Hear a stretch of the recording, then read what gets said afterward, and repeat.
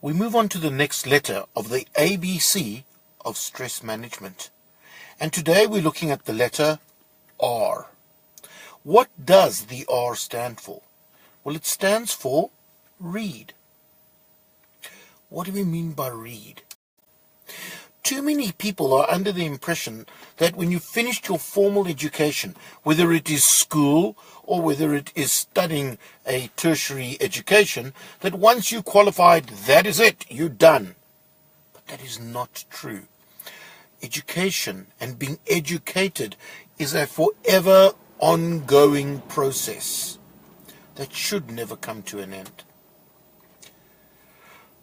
There's a well-known saying that goes, knowledge is power. How many of you have heard of that? Plenty, I assume. Sadly, that saying is a misquote.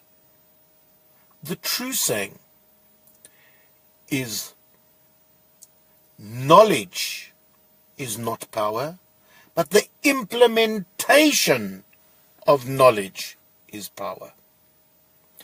So it doesn't only help to know what you know, but it's how you use that knowledge and what you do with that knowledge that makes the difference and has either a positive or negative impact on your life. So what we've got to do is we've got to read so we're forever growing our knowledge base, so that we're forever evolving into more. Because the more we evolve, the more we grow, the more empowered we have the opportunity of becoming. And then when we take that knowledge and we can implement it some way in our own lives, some way into our own situations and surroundings, that's when we have the power. And when it comes to stress management, the more knowledge we have, automatically the more options we have. And the more knowledge and the more options we have, the better we can be. Not will be, can be. Based again on whether you choose to use it. And the more options you have, the more opportunities you have of choosing the right one. So do yourself a favor. Never give up on reading. Be up there and continually read. There should not be a day that goes past that you do not choose to read something. A day should not go past that you do not choose to empower yourself. And it's easy nowadays.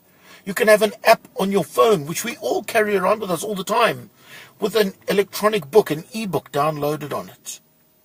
And instead of playing a game while sitting in a queue, read a page or two. Go on. Try it. It's the most wonderful, wonderful thing.